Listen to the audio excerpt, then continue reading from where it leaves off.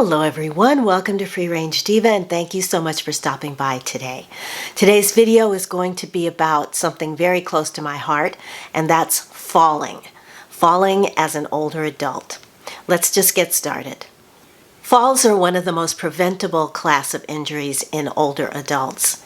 It's also one of the most common. Did you know that every second of every day, an adult over the age of 65 falls? According to the CDC, between 2.5 and 3 million people are treated in emergency rooms every year because of falls. There are over 30,000 deaths recorded from falls and fall-related injuries each year. That means that about every 20 minutes, an older adult dies from a fall here in the United States. Not surprisingly, women fall a lot more than men. But as I said at the start of this video, falls in older adults are one of the most preventable class of injuries. It just takes a little forethought and planning. Enter me, because I have some tips, and these tips are not huge. They are actually very small, but small changes can have a big impact. So here come a few ideas that you can implement that hopefully will prevent falling or prevent a serious fall and injury in your future. By the way, thank you to all of you who watched or rewatched my earthing video last week. Speaking of things that are small changes that can make a huge impact, earthing or grounding is one of those changes. So I really appreciate it and I hope you enjoyed it.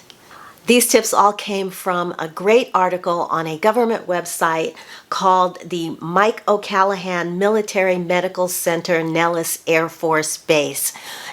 They have articles and helpful resources for their patients, but this is also one of the best and most comprehensive lists of things that you can do to prevent falls that I found when I was researching this video. I'm going to link the article in the description box below, of course, but let's just jump into some of these. The first thing you want to do, if you feel like you may be at risk for a fall, if you've fallen or are afraid you might fall, then you're going to want to sit down and talk to your doctor.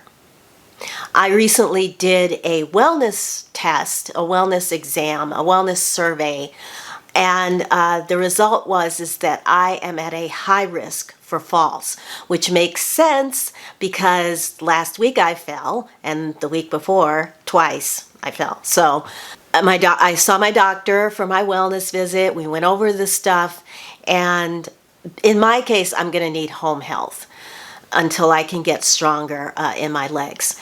But your doctor might recommend a change in medication. They might recommend you having your vision checked, balance checked, your feet checked, and home health care if you need it. The only downside to that, for me personally, is that I know that the more help that I have with doing things around the house, the less things I will do. The less things I will do, the weaker I get, and then the more help that I need. So it can become a vicious circle, which brings me to the next tip, and that is to stay active. There are exercises. There are so many exercises on YouTube. Silver Sneakers on YouTube, as well as Silver Sneakers, is a great resource for older adults. Don't become complacent. Do exercises, do activities. Walking is great if you can manage it. Swimming is really, really good, especially now at this time of year, because the thing about being in water is that you're buoyant, so there's no weight on your muscles. You can exercise without gravity, basically. And that not only includes swimming in general, but water aerobics as well. Other exercises that are highly recommended are yoga, as well as Tai Chi, especially Tai Chi, because the whole point of Tai Chi is to gently move your body out of balance a little bit so that you can retrain yourself how to bring it back into balance. Yes, I've done Tai Chi in the past, and I found it to be very helpful also in terms of clearing the mind. But yeah, Tai Chi, definitely recommend if you can get yourself a class at a senior center, for example, or continuing education, or online. The next and final set of tips is going to be to make your home safe. And this is where we may not always do the best that we can. I took a really bad fall 2 years ago. Yeah, a little, almost 2 years ago. Here in the bedroom, I was carrying a tray and I stepped on a shoe. And it was a Birkenstock type of shoe. There was no give and my hands weren't free and I literally fell. Fortunately, I was close to the wall, or maybe not, unfortunately. Maybe it would have been better if I'd been close to the bed. But I was close to the wall, and so I fell into the wall, broke my fall with my head, and it was it was just a mess. Remove the clutter from your floors and keep them clutter free. I mean, you may throw off a shoe or something, or drop something and not pick it up right away, or move bring something in, but really, really try and stay on top of that. Stay on top of the clutter, because I know it can get out of hand quickly. Add grab bars to your bathroom. You can get them at your local big box store and have them installed. It's a little bit of a cost, but it's definitely, I think, worth it.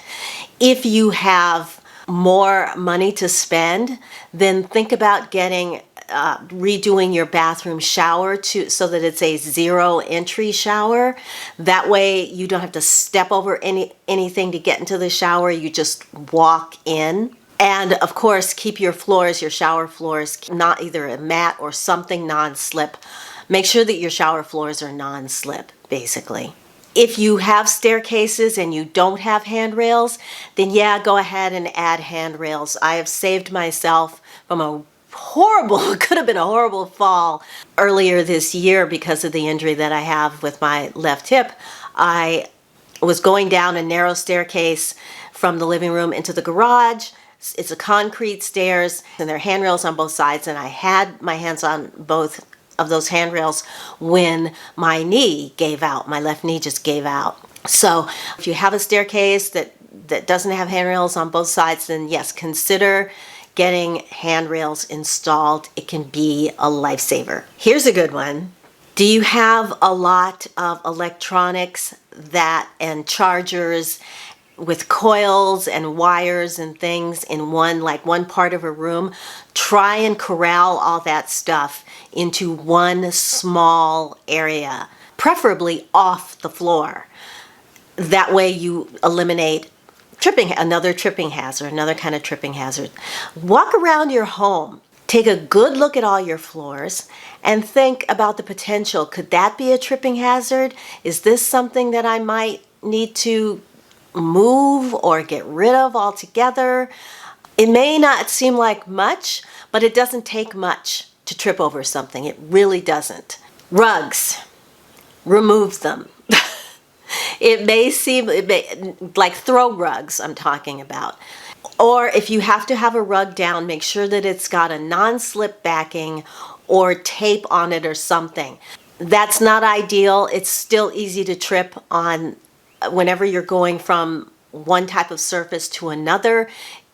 It's very easy to lose your balance or trip. And please reconsider layering rugs on carpet.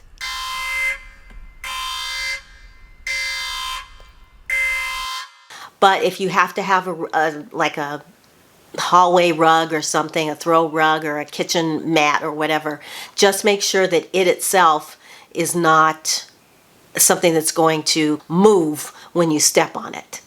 So those are my tips. I'm fine. The last fall that I took was not serious, thank goodness.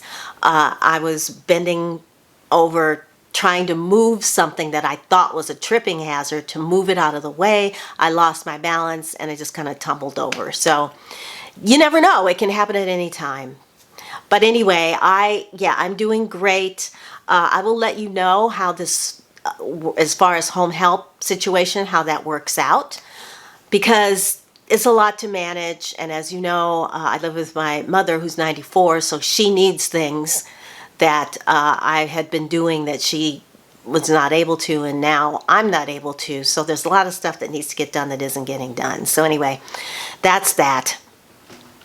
All right, everybody, if you thought this video was helpful, then please give it a thumbs up. Maybe share it on your social media or send it to friends or talk to people that you know about this, particularly if they live alone and they're older. Make sure that they are doing the things that they need to do to eliminate or to at least try to prevent falls. Because once that happens, if you get seriously injured, it is really hard to come back from that. Also, if you want to see more from me and you haven't subscribed yet, then please consider subscribing. Don't forget to hit the notification bell. That way you won't miss a thing here at Free Range Diva. And until I see you in my next video, I'm just going to wish you a wonderful day, wonderful week. Take good care of yourselves, and I'll talk to you again very, very soon. Bye.